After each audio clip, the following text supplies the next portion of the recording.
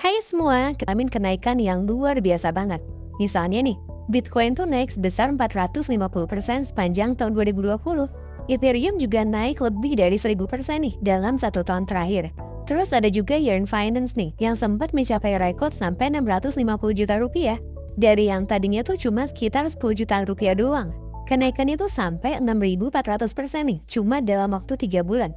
Luar biasa banget ya. Ternyata kenaikan aset kripto ini tuh emang gak kalah gitu. Bahkan bisa dibilang melebihi kenaikan saham di tahun 2020. Tapi kamu pernah kepikiran gak sih? Sebenarnya apa sih kegunaan kripto? Apa kripto itu cuma komoditas koin dan token digital doang yang dijadikan objek trading? Pergerakan harganya agresif, tapi nggak punya nilai fungsional sama sekali? Atau jangan-jangan nih, sebetulnya kripto itu punya nilai kegunaan yang bisa bermanfaat secara real di masa depan? Terus, faktor apa aja sih yang bikin harga kripto bisa melonjak naik? Apa cuma gara-gara spekulasi market doang? Nah, secara garis besar nih, kenaikan harga kripto itu bisa dipicu sama 3 hal. Yang pertama udah jelas ya, karena spekulasi pasar. Kita nggak bisa mungkirin gitu. Kalau kenaikan kripto yang agresif, salah satunya dipicu sama spekulasi market atau optimisme pasar yang mungkin berlebihan. Tapi optimisme itu tuh muncul dari mana sih sebenarnya? Tentu aja dari potensi nilai fungsional atau kegunaannya. Terus yang kedua itu karena perkembangan teknologi dan adaptasi kripto yang semakin meluas. Dengan pengembangan teknologi dan adaptasi tersebut nih, potensi penggunaan kripto secara real dan luas di masa depan tuh jadi kelihatan semakin nyata. Dan hal ini tentu bisa bikin nilai ekonomi kripto tuh bertambah. Oh iya, poin kedua ini nih yang bakalan aku bahas secara mendalam di video ini. Dan faktor ketiga adalah karena nilai kelangkaan yang semakin tinggi. Buat kamu yang udah nonton gitu ya video Momo sebelumnya tentang Bitcoin, pastinya kamu udah tahu kalau jumlah Bitcoin itu terbatas, gak bisa ditambah supply-nya. Tapi bisa berkurang nih, karena musnah akibat keteledoran manusia. Dengan nilai market cap Bitcoin yang udah tembus 9.500 triliun, bisa dibilang nih, Bitcoin itu adalah komoditas paling langka dan paling liquid di dunia saat ini. Itulah 3 faktor yang bikin harga kripto terus ngalamin kenaikan. Nah, di video kali ini aku mau bahas lebih spesifik poin yang kedua. Sebenarnya teknologi kayak gimana sih yang ditawarin kripto kepada dunia?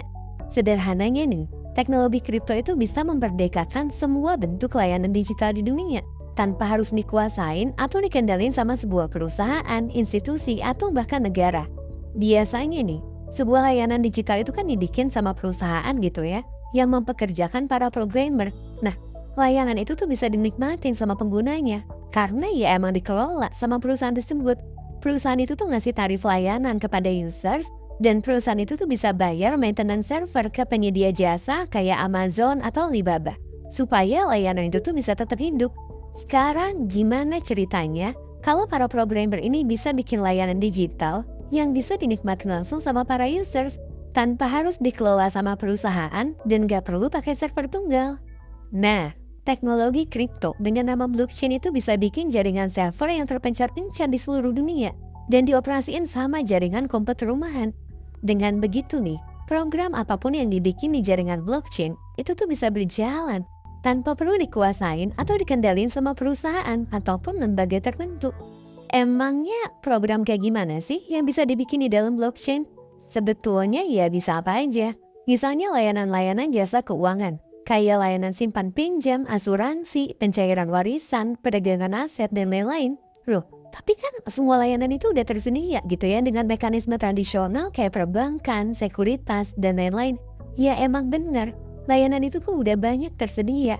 Tapi buat para penggiat kripto, layanan tradisional keuangan itu punya banyak kelemahan, khususnya yang berkaitan sama keterbatasan peran manusia. Nah, dengan teknologi kripto, peran manusia buat mengaplikasikan layanan itu bisa digantiin gitu sama program komputer yang sepenuhnya merdeka dari kepentingan manusia. Teknologi inilah yang biasa disebut dengan istilah smart contract. Misalnya nih, layanan keuangan yang dibikin dengan teknologi kripto itu tuh bisa memfasilitasi proses transfer ke seluruh dunia dengan sangat cepat dan sangat murah. Kenapa bisa gitu? Ya karena nggak ada peran manual manusia dan nggak ada biaya administrasi bank yang harus dibayar. Canggih banget kan? Nah, program layanan keuangan berbasis kripto itu sering disebut dengan istilah decentralized finance atau DeFi. Layanan keuangan dengan konsep DeFi ini tuh sifatnya terbuka, global, dan netral. Program ini nggak kenal sama yang namanya batas geografis. gak peduli sama konflik politik antar negara, dan juga gak mandang status sosial kaya miskin atau pejabat penting. Siapapun, dimanapun, dan apapun latar belakangnya, semua orang tuh bisa ngakses dengan protokol yang sama. Gak ada satupun orang yang diistimewain. Cukup dengan sambungan internet, semua orang tuh bisa ngakses layanan keuangan ini tanpa perlu ngisi setumpuk dokumen persyaratan yang harus dipenuhin dan juga ditandatanganin. Gak cuma itu aja, layanan keuangan dengan teknologi blockchain tuh bisa dibilang aman juga nih dari oknum manusia yang punya niat jahat. Loh, kenapa gitu? Ya, karena kan operasional layanannya tuh bisa berjalan sendiri secara otomatis. Dan gak ada manusia yang bisa ngotak-ngatik sistem yang udah diluncurin di blockchain. Layanan keuangan itu sifatnya transparan gitu kalau dari sisi operasional, tapi sekaligus bersifat privat juga dari sisi privacy. Artinya, siapapun bisa memverifikasi proses operasional dari layanan tersebut, bahwa protokol layanan itu beneran mengeksekusi order, bukan tipu-tipu. Dan kerennya lagi, para penggunanya tuh nggak perlu dimintain identitas, jadi kamu nggak perlu tuh ngasih ID card atau nomor handphone kamu, yang sering banget disalahgunain sama perusahaan buat dijual ke pihak ketiga. Dan akhirnya bikin kamu sering kena spam iklan, tawaran kartu kredit, tawaran pinjol ilegal, atau bahkan penipuan OTP. Wah, keren banget ya potensi utilitas dari teknologi kripto. Yap, emang sebenarnya potensinya tuh luar biasa banget. Cuma sayangnya, jarang ada orang yang tahu dan beneran work sampai detail. Saat ini kebanyakan orang tuh ya cuma ngomongin fluktuasi harga aset kripto aja yang naik turun secara agresif, khususnya Bitcoin. Tapi mereka tuh kebanyakan gak ngerti gitu. Sebenarnya apa sih nilai fungsional dari aset kripto di masa depan? Padahal dengan berbagai macam proyek kripto yang berjalan dan proses adaptasi yang semakin meluas ini, bisa jadi nih, suatu saat nanti tuh bakal ada banyak program layanan digital berbasis blockchain yang dipakai secara luas. Orang-orang di seluruh dunia bakal nabung di blockchain, transfer uangnya dengan blockchain, ngeklaim asuransi kesehatan pakai smart contract, ngelakuin investasi dan trading di sekuritas yang servernya di blockchain, mengeksekusi semua hukum perdata dengan smart contract, bahkan minjem modal usaha dengan jaminan tertentu tuh juga bisa gitu. Dieksekusi pakai layanan smart contract di blockchain. Semua proses operasionalnya bisa otomatis, tanpa ada celah human error. Cepat, murah, aman, netral, protokolnya juga transparan. Tapi privacy kamu tuh bisa tetap terjaga. Sekarang mungkin kamu jadi penasaran, emangnya apa sih hubungannya Bitcoin, Ethereum, dan koin lainnya dengan realisasi teknologi blockchain, smart contract, DeFi, dan lain-lain? Nah, menariknya nih, justru yang jadi kunci dari pengaplikasian teknologi tersebut tuh bukan Bitcoin, tapi Ethereum dan token-token DeFi yang terlahir dari program yang dibuat di blockchain Ethereum. Misalnya Chainlink, Uniswap, Compound, Synthetic, dan lain-lain. Loh, maksudnya gimana sih? Jadi gini konsepnya, saat ini banyak banget programmer di seluruh dunia tuh lagi berlomba-lomba buat bikin layanan keuangan dalam bentuk DeFi.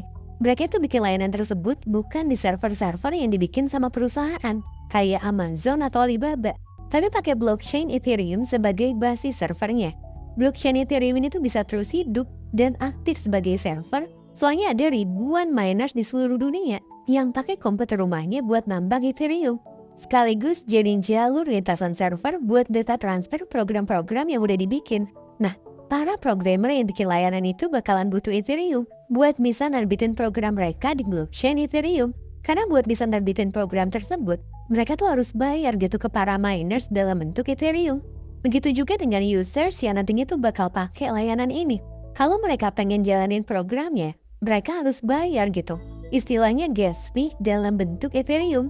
Itulah yang bikin nilai ekonomi dari Ethereum naik. Soalnya Ethereum tuh emang dibutuhin buat mengaplikasikan smart contract ini. Dalam ngembangin program layanannya, para programmer itu juga nerbitin token yang dibagi-bagiin ke para users. Token ini fungsinya apaan sih? Sebagian besar token ini berfungsi sebagai alat buat voting yang nentuin arah pengembangan fitur layanan keuangan tersebut. Jadi ya sifatnya tuh bener-bener mirip banget sama saham. Kalau perusahaan kan biasanya nerbitin saham nih. Nah, para programmer kripto ini ya nerbitin token sebagai alat voting dalam setiap pengambilan keputusan. Tentunya supaya semakin decentralized, umumnya para developer program itu bakal ngebagiin 80-90% tokennya kepada para users. Sementara pengembang itu sendiri pegang 10-20% token nih sebagai kekuatan voting mereka. Dengan semakin luasnya fungsi program itu, harapannya nih harga tokennya itu bisa semakin naik dan para developer itu bisa dapat untung dari kenaikan harga tokennya. Mungkin sekarang kamu jadi makin penasaran nih, program smart contract apa aja sih yang lagi aktif berkembang saat ini? Sebetulnya ada banyak banget, tapi aku sebutin beberapa aja ya yang udah terkenal. Yang pertama itu adalah Chainlink. Nah, si Chainlink ini tuh berfungsi sebagai gudang penyimpanan data yang terdesentralisasi, kayak data ekonomi, data politik, demografi, dan lain-lain. Data yang ada dalam Chainlink ini tuh bisa jadi basis gitu buat sebagian besar layanan smart contract, yang mana buat setiap pengambilan data, pembayarannya itu pakai token link. Selain Chainlink ada juga nih saingannya, namanya tuh Band Protocol. Nah, buat kamu yang mau berinvestasi pada token Chainlink ataupun Band Protocol, kalau di Exchange Indonesia, kamu bisa beli 2 token ini di toko kripto. Selain itu ada juga nih Uniswap yang berfungsi sebagai money changer yang lebih stabil. Kok bisa stabil sih? Ya, soalnya penentuan harganya itu bukan berdasarkan order book, bid dan offer, tapi dari algoritma gitu, yang itu perbandingan volume antar aset kripto. Tokennya itu namanya UNI. Ada juga kompetitornya nih yang ada di Binance, namanya tuh Cake. Kedua token ini kalau di Exchange Indonesia bisa kamu beli di toko kripto. Khususnya Cake nih, yang beroperasi di Binance Smart Chain, itu tuh cuma tersedia di toko kripto doang. Terus ada juga Compound yang berfungsi sebagai media simpan pinjam. Jadi para peminjam itu bisa nyimpen aset kripto mereka sebagai jaminan atau kolateral dan minjem aset dalam bentuk yang lebih stabil. Contohnya itu adalah USD token. Nantinya para peminjam itu bakalan dapetin bunga yang besarannya berubah-ubah sesuai sama algoritma dari smart contract. Wah, ternyata banyak banget ya potensi utilisasi atau fungsi dari teknologi kripto di masa depan. Yap, emang banyak banget. Selain yang aku sebutin sebelumnya, ada juga Synthetix yang nantinya itu berfungsi buat perdagangan berbagai aset derivatif. Ada juga Yearn Finance, PancakeSwap punyanya Binance, dan lain-lain. Jadi, siapa bilang kalau kripto itu nggak ada kegunaan dan fungsinya selain jadi objek trading? Menurut aku sendiri, potensinya itu gede banget. Cuma kita itu emang harus jeli gitu buat ngawal proyek-proyek mana aja yang bisa berkembang dengan baik. Sehingga harga tokennya tuh bisa terus-terusan naik kayak Bitcoin dan Ethereum. Nah, buat kamu yang percaya dengan adaptasi teknologi kripto di masa depan, kamu bisa nih berinvestasi pada token ataupun koin yang punya misi dan tujuan supaya bisa punya kegunaan yang real di masa depan. Semua aset digital yang aku sebutin tadi itu bisa kamu beli di exchange pilihan kamu. Tapi buat kamu yang udah pernah nonton video kami sebelumnya, sebetulnya kami nyaranin kamu untuk beli aset-aset ini di toko kripto. Kenapa? Ya, setelah kami nge-review nih beberapa exchange yang tersedia di Indonesia, bisa dibilang toko kripto itu adalah exchange yang punya banyak keunggulan gitu. Dari sisi biaya transaksi yang murah, keamanannya juga bagus, dan fitur yang lengkap. Apalagi khusus buat token-token DeFi yang diterbitin sama Binance Smart Chain, itu tuh cuma tersedia eksklusif di toko kripto doang. Buat exchange di Indonesia yang terima top up dalam mata uang rupiah. Oke deh, gitu aja yang mau aku share kali ini. Semoga bisa bermanfaat dan nambah wawasan kamu, khususnya tentang dunia kripto dan teknologi blockchain. Buat kamu yang punya pertanyaan atau mau sharing tentang pengalaman kamu terkait dunia cryptocurrency, tulis di kolom komentar ya. Sampai ketemu lagi di video selanjutnya. Tetap di channel Ngomongin Uang, karena ngomongin uang gak ada habisnya.